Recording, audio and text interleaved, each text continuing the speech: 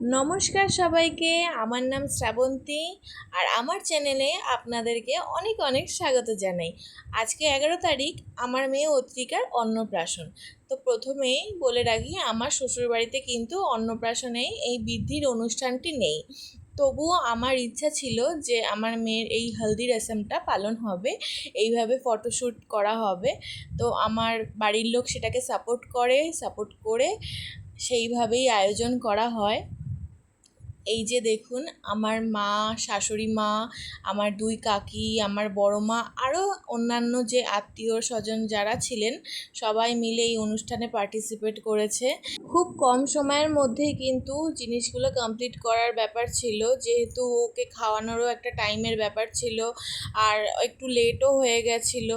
তো কিছু ক্লিপ আমার কাছে ছিল, সেইগুলো দিয়েই আমি ভিডিওটা আপনাদের কাছে শেয়ার করছি। আর আমার মেয়ে কিন্তু খুবই মজা পাচ্ছিল। মানে সে জলে থাকতে যে এত ভালোবাসে, তাকে কি বলবো, 1 ঘন্টা থেকে 2 ঘন্টাও আপনি জলে রেখে দিতে পারেন।